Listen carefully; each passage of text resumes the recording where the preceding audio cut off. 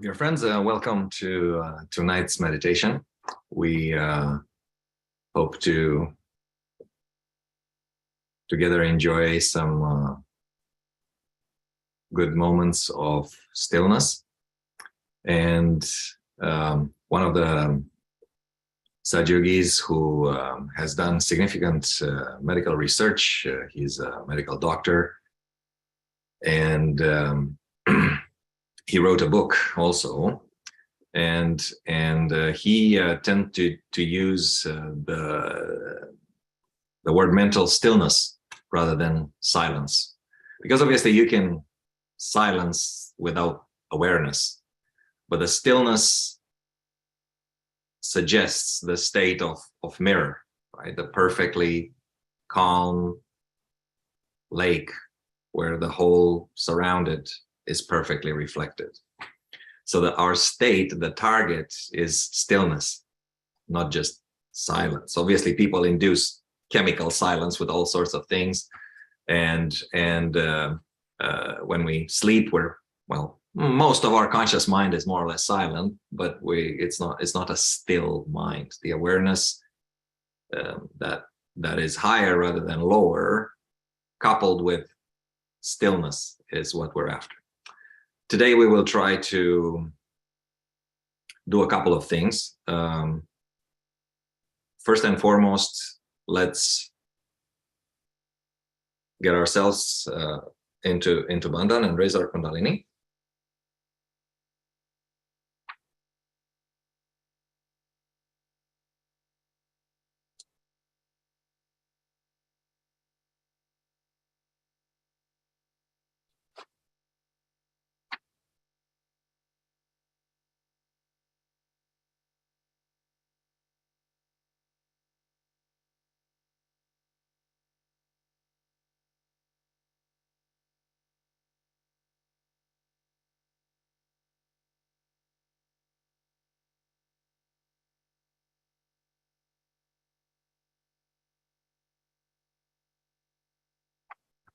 So we have to trust the image that we see in that still lake.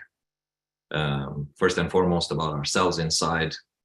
So we will start by, as usual, getting into the foot soak and hoping for best absorption with the elements. And then we will listen to 3 mantras sung by the gentleman who was the conduit through which this knowledge of connection between the chakras and specific ragas and mantras came to us in Sahaja Yoga, and his name is Arunapte. He is no more on a physical form, but obviously what he brought us will always be there. So the 3 mantras are the one for the Muladhara chakra, the one for our Agya chakra, and then the last mantra for our crown chakra, for the Sahasrara. Obviously, absolutely key points. And if we're doing good on these 3 chakras, well, the rest are kind of meaning that they're kind of fine. So the goal is to simply open up. So in the foot soak, the first point is to allow the stillness to come in. So the state should be open up completely to the divine power to pour in and open up and to establish this union of the flow with our mother Kundalini that flows into the ocean of the all-pervading power. And we just open up so the flow spreads as far on the sides as possible, and it first and foremost gives us still good reflection. So in the first part, while we're in the foot soak, we will try to really not do anything, not think about doing anything, of achieving anything, but allowing the divine plane of our existence to flow, to become the energy that powers us. And with that, it will come awareness, and we'll see where we're at.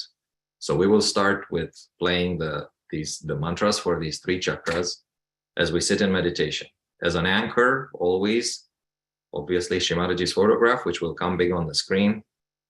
If any trouble we have, either with thoughts or with a specific spot, that is our anchor. That is the way to go back, to reconnect. So let's do that, so we can play the mantras if we have them, and we can take it from there.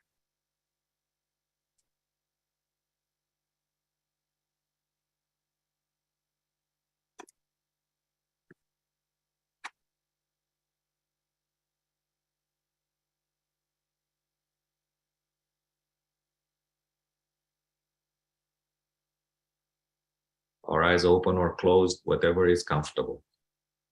Not force it either way.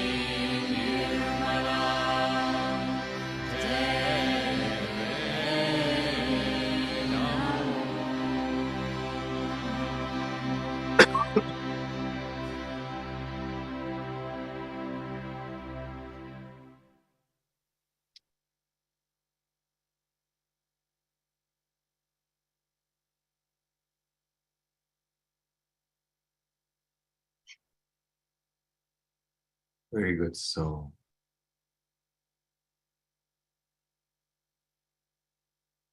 hopefully things have opened up.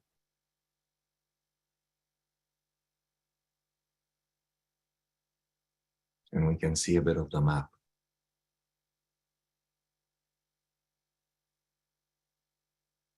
It's nice and cool and still. That's beautiful. It's pulling a little bit to the past, to the future. Any particular finger / chakra. Let's take stock of it.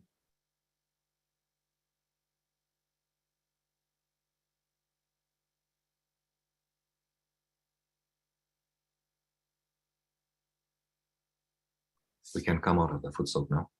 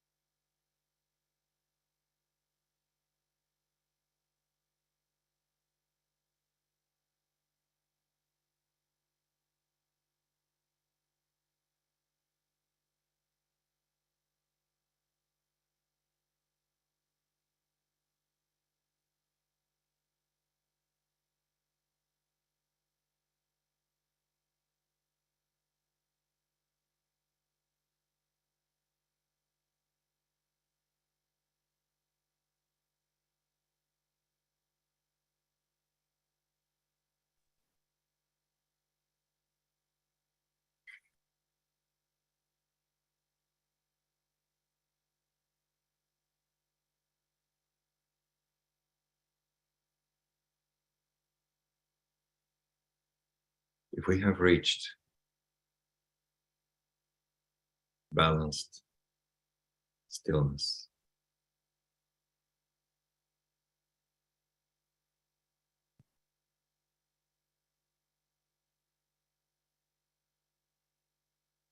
and the awareness is starting to naturally reflect the spirit, that is meditation, that state of absorption.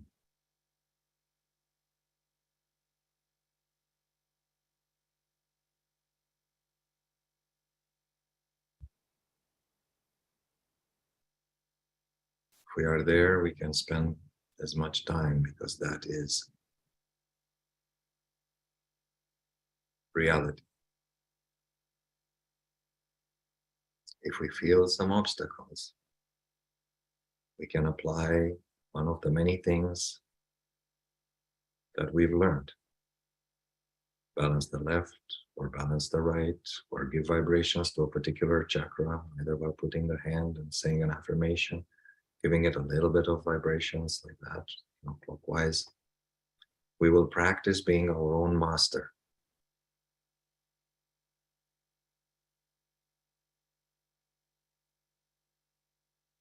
Apply the cleansing,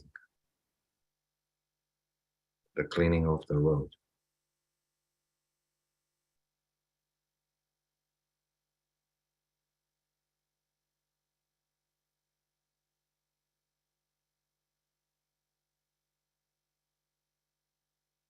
And try to reach stillness. And once we've reached stillness,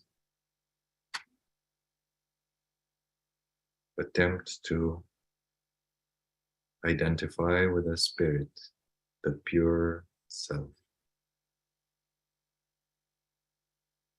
which is one and which is all. And to start from our heart.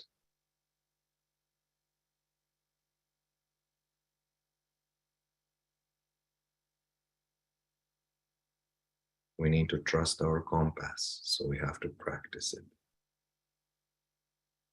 So we will all together, each of us try to reach there, and when we reach, we are all together.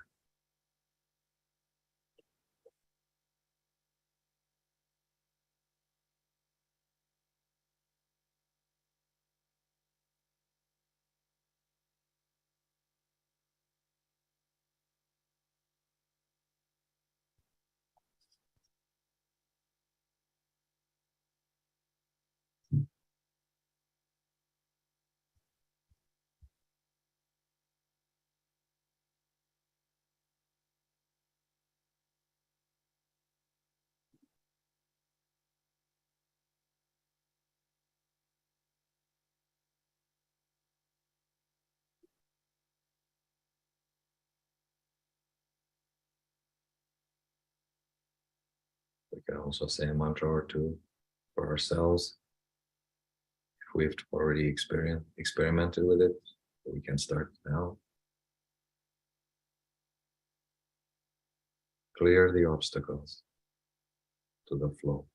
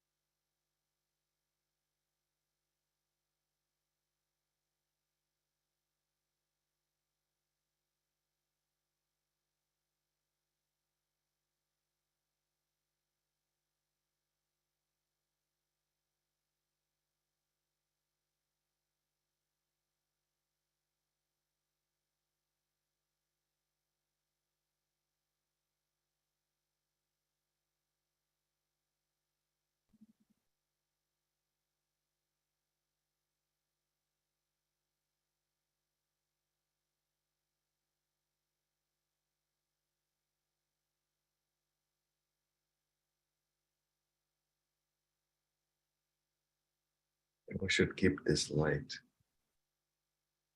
not too serious.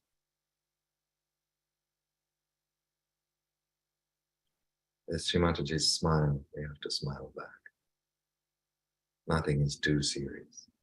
It's important, but not too serious.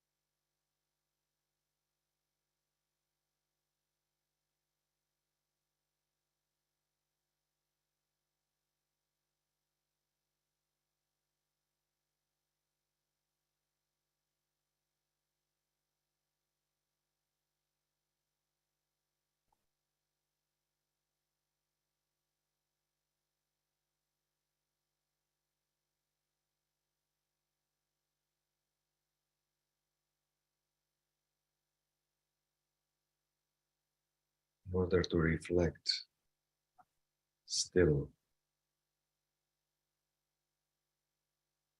our attention has to be completely contained inside. Let's pull it back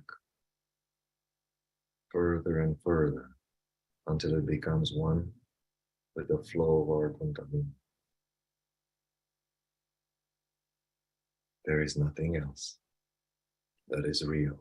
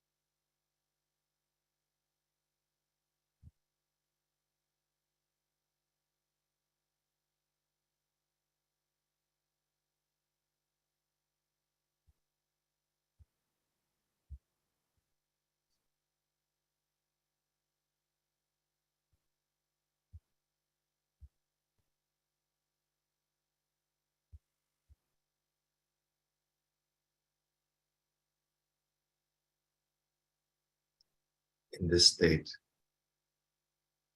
we will watch a short excerpt of a talk about awareness of reality.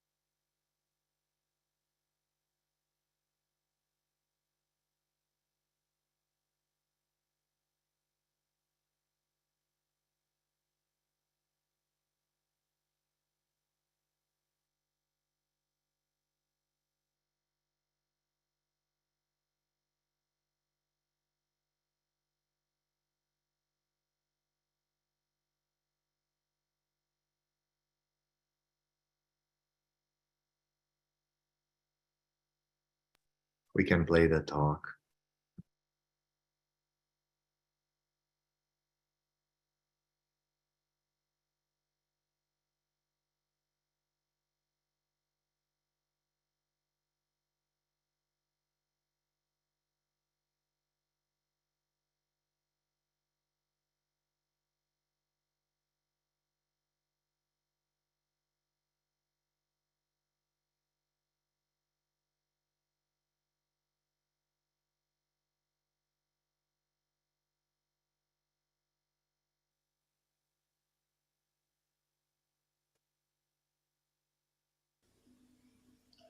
Sahasrara, the word Sahasra in Sanskrit language means 1000.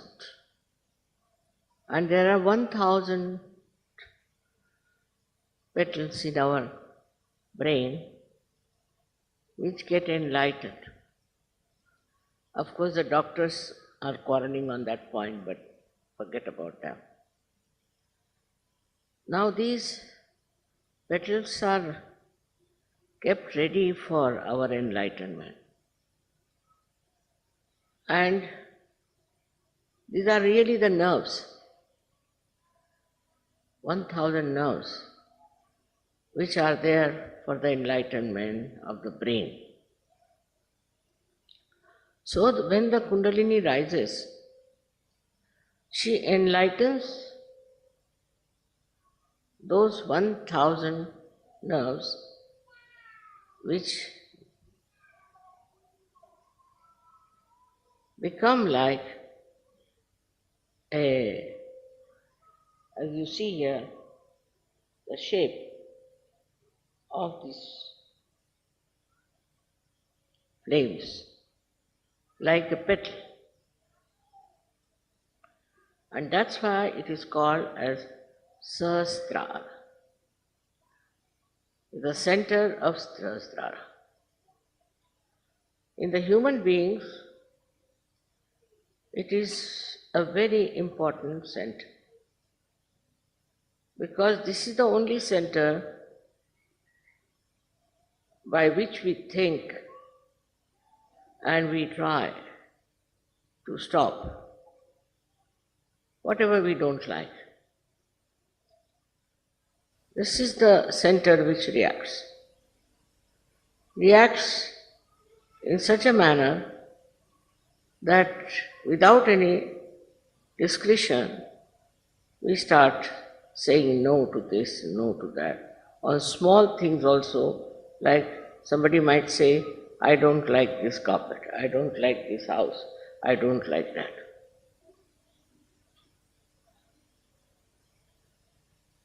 This language itself shows that who are you? First find out. But you cannot become yourself unless and until this Sahasrara, this brain is opened out and the Kundalini becomes with the one with the Param Chaitanya. Before that, you are in complete ignorance about what is good and what is bad.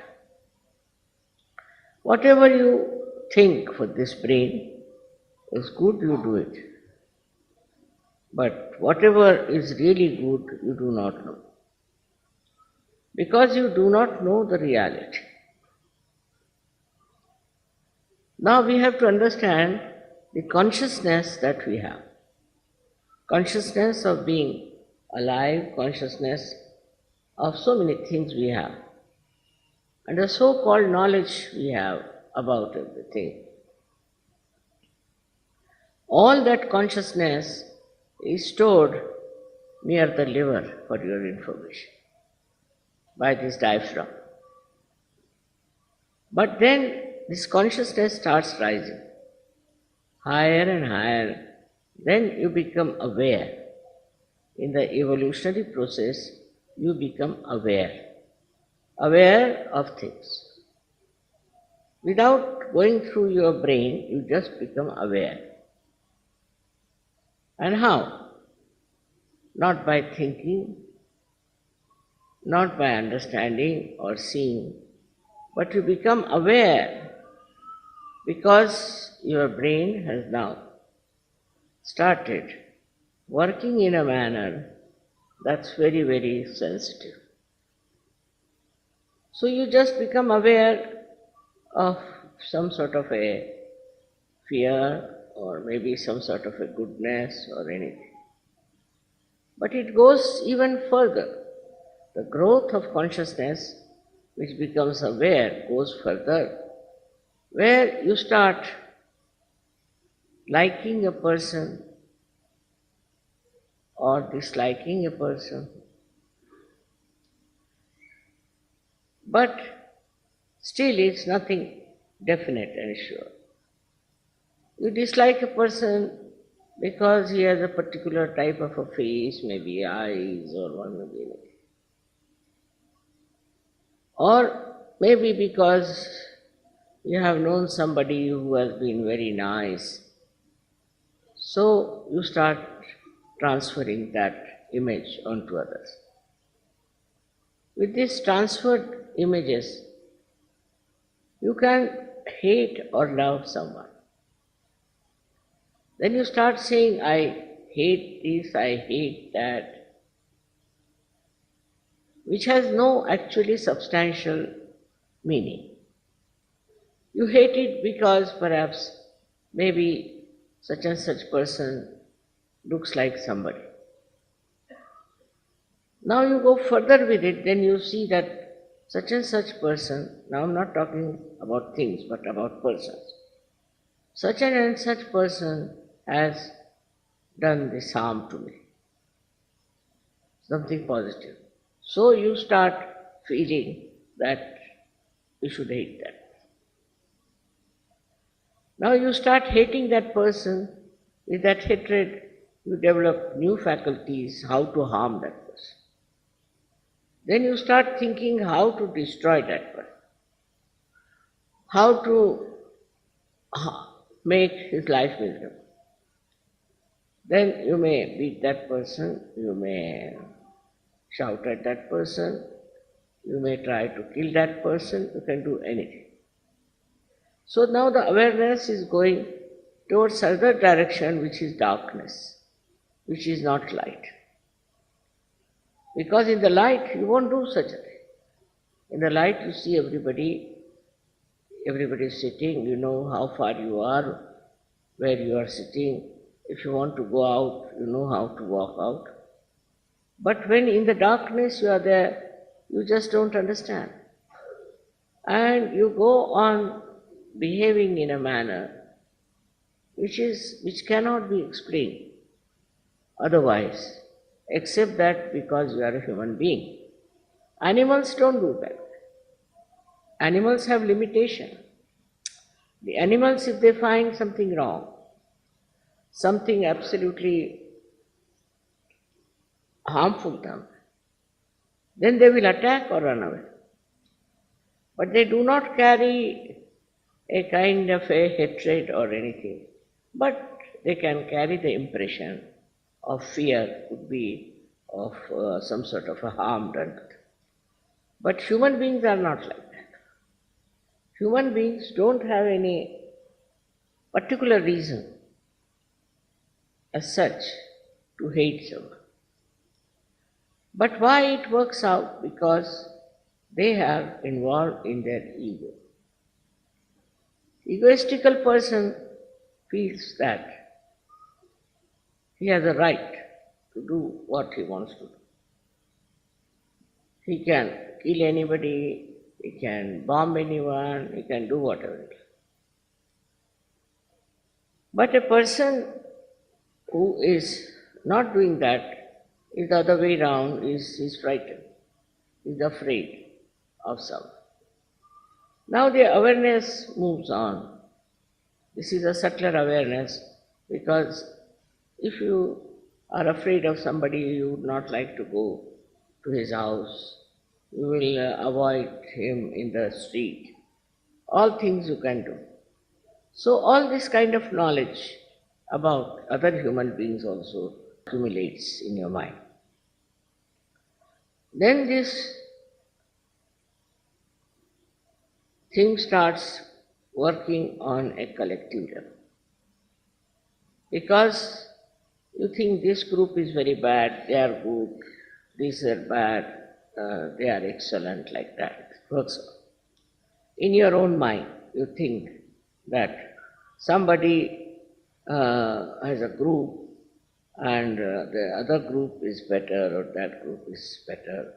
And collectively then you start working out your whole temperament, your awareness.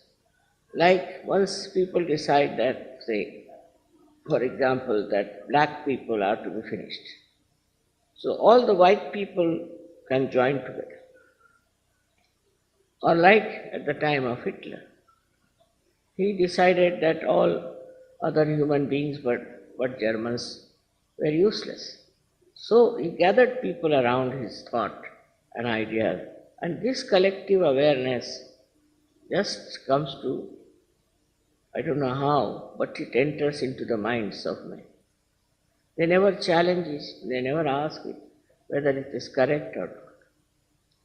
So this grows more and more and more, and then it becomes like a country wise, you can say, an awareness of this kind of a feeling.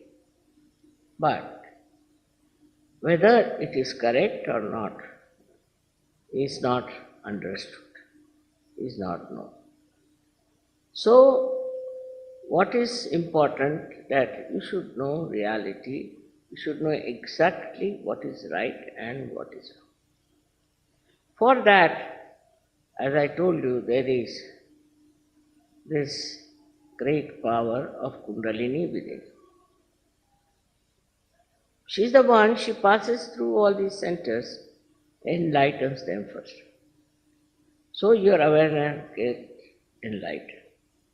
And when she pierces through Sahasrara, she joins you to this all-pervading power, which is knowledge, which is love, which is truth.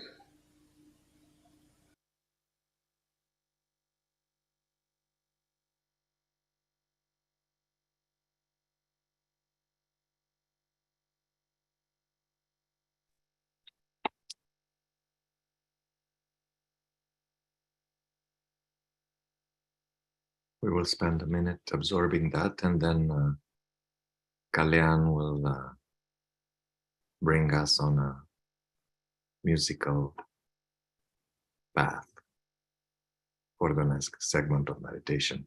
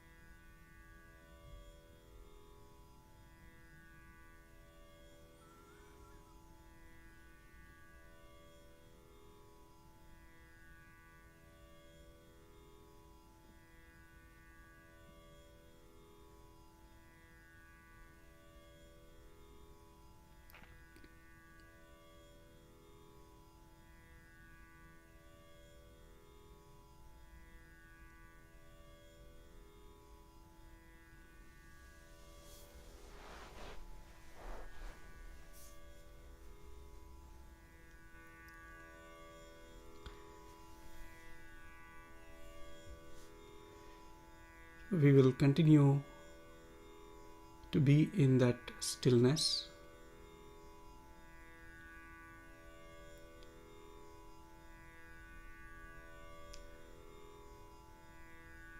And we are just going to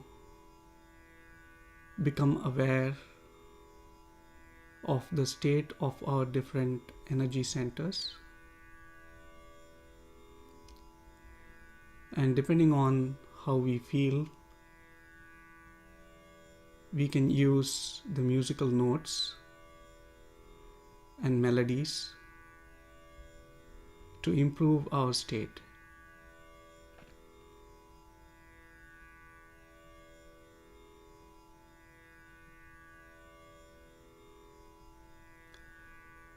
So, like we feel the state of our subtle system in our hands, in our fingers, we can also feel the state of the collective, of all of us,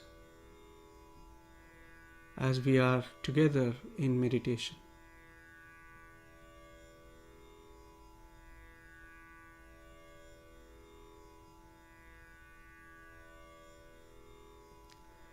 We'll pray to the Mother Kundalini.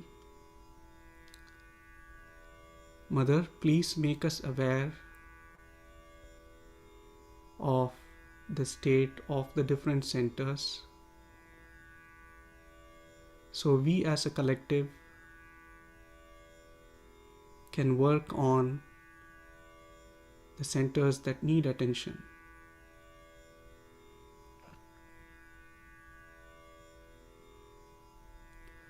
So we as a collective can clear any obstacles and strengthen our union with the Divine.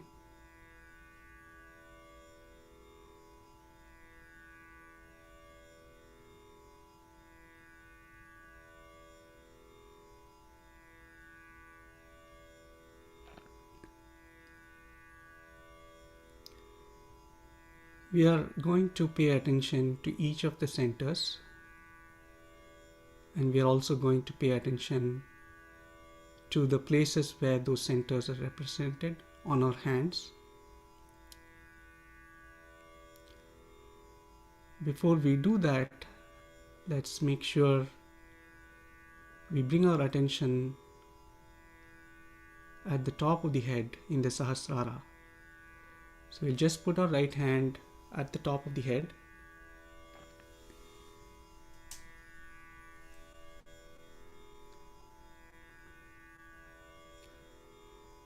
We'll massage it and lift our hand a few inches above and let our attention settle here.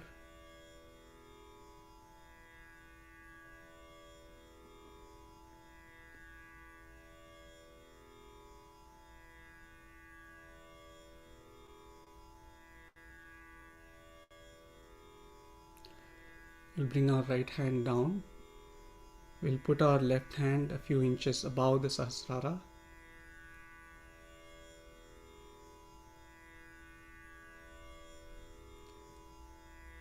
Again, let our attention stay here.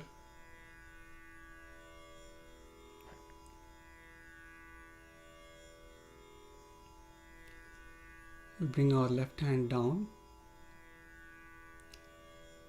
So we'll see if we can put our attention on the first energy center at the base of the spine, which is the Muladhara. It's represented in the area of the wrist on both our hands.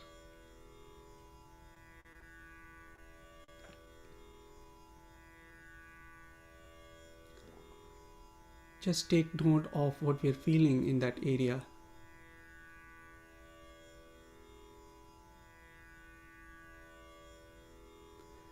Is one feeling different from the other?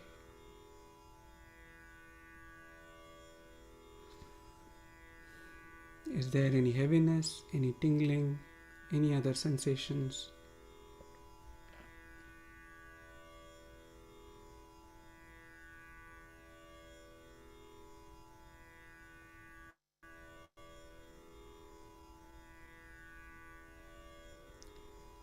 Now we'll put our attention on the second energy center, which within us is along the spine at the level of the waist.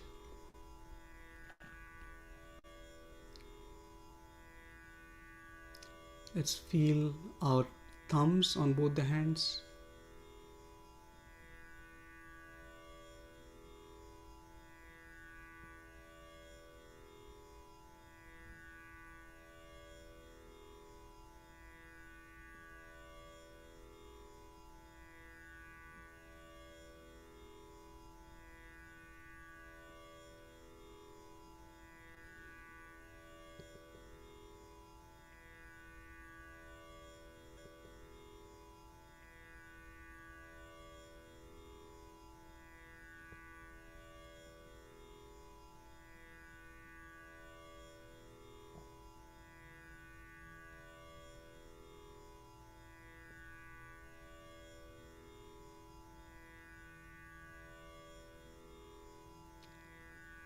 Now let's take our attention to the third center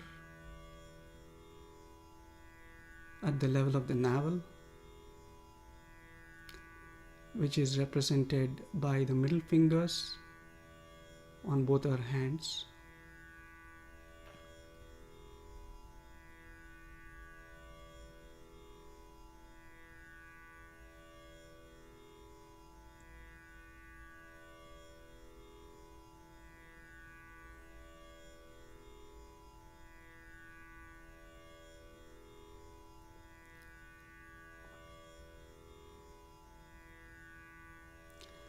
I am feeling a little bit of heaviness on the right middle finger.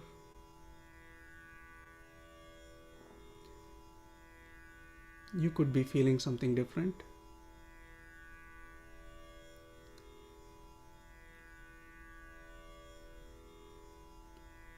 Let's take our attention to the heart center, which is represented by the two little fingers.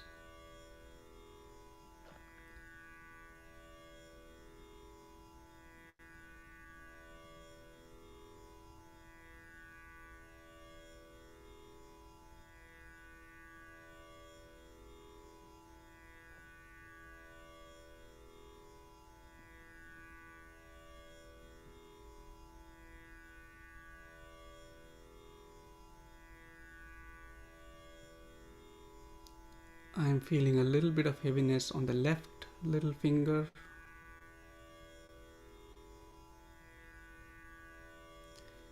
So this is just an awareness that's very spontaneous. It's in the moment and it can change.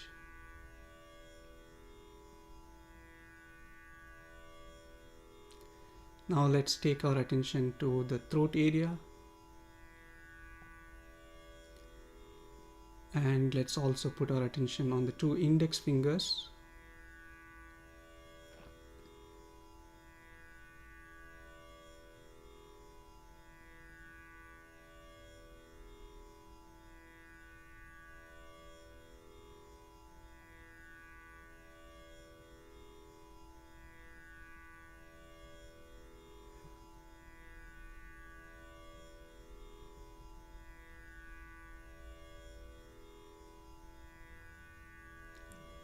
Let's take our attention to the center at the forehead and the two ring fingers.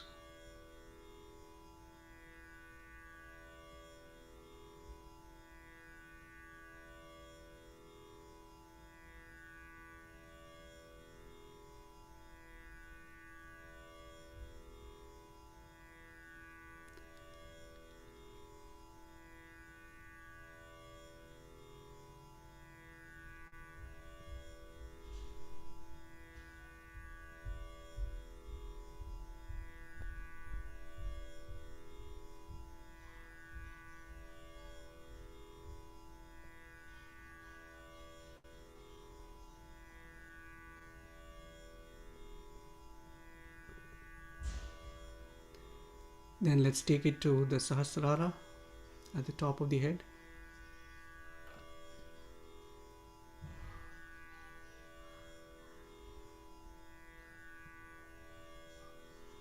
We can again bring our right hand at the top of the head. Lift our attention up.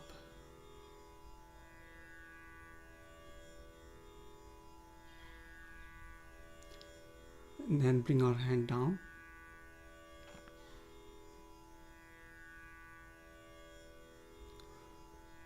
So there are 7 musical notes, and each of them correspond to the 7. Each note corresponds to a specific energy center. And like we have a left and a right aspect of the different centers, we also have different variations of the notes. For some of them we have a flat version and a sharp version of the same note. So based on what we just felt in our different centers, or what I felt, I'm going to be picking the notes. I'll play those plain notes and then play that melody for some time. And we'll stay in meditation, and hopefully this music will help clear our centers even more.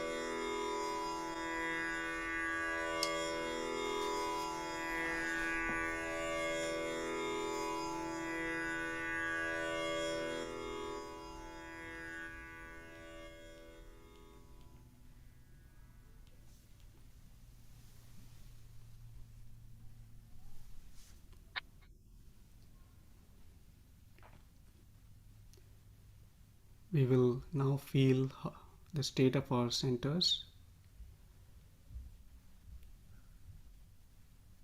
again and see if there is any change.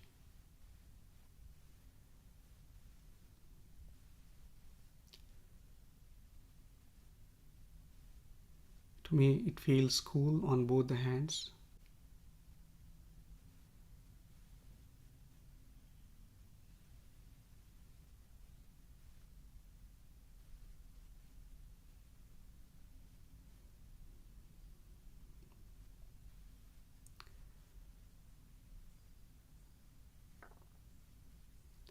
We'll continue in meditation. I'll pass it on to Andre again.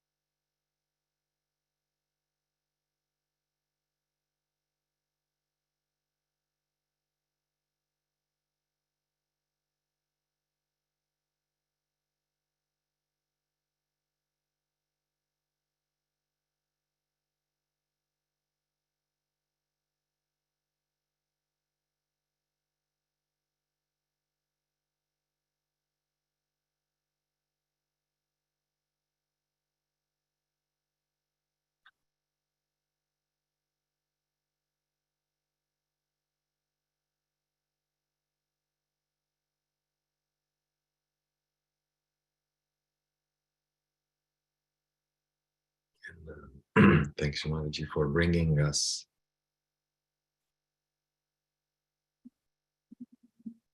to the divine plane of existence.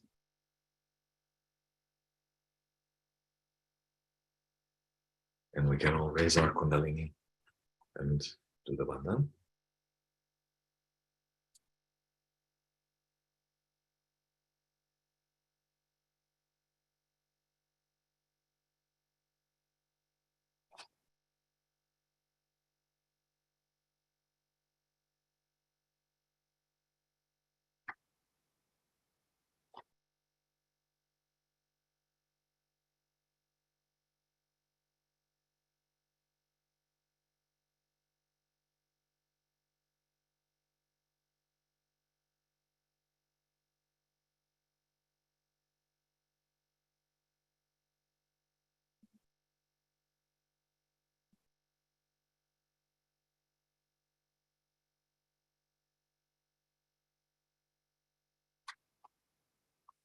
If you remember the quote at the beginning of the program, Shri Mataji in that talk says that is the reality. This is what we are, the all-pervading consciousness.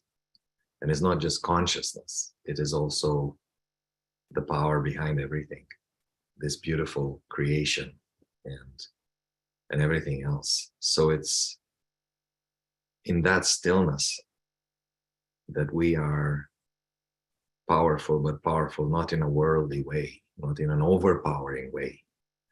It is the power of love that powers everything.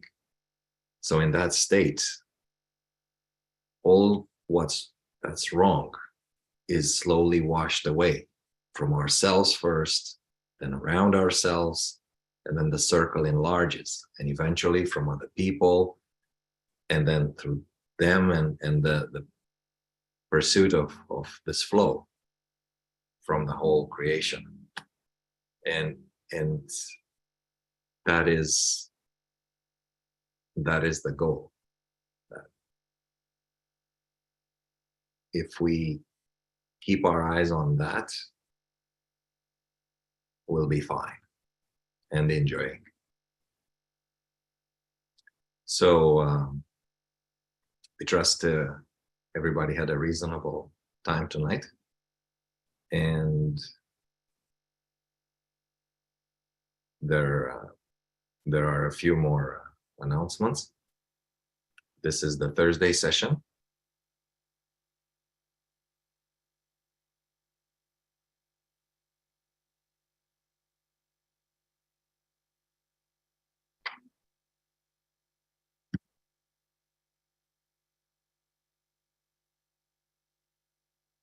And of course, the reminder for the wonderful seminar in New Jersey. And I am this is something really good. Anybody who lives in that part of the world and can actually go there, we really warmly recommend it.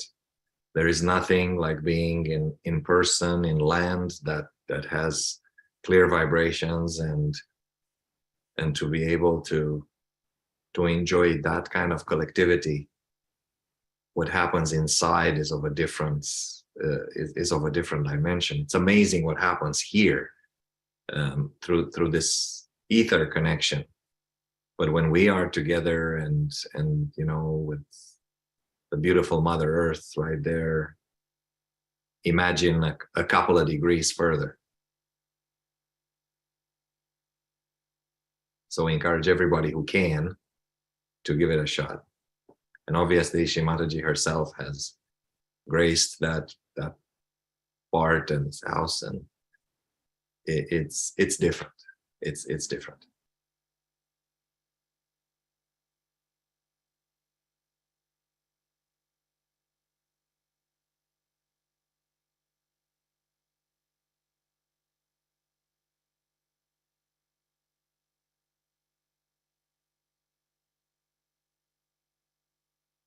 So have a lovely rest of the week, everybody. And if there's more things needed tonight, there will be a number of yogis in attendance for deep troubleshooting if required. Thank you very much.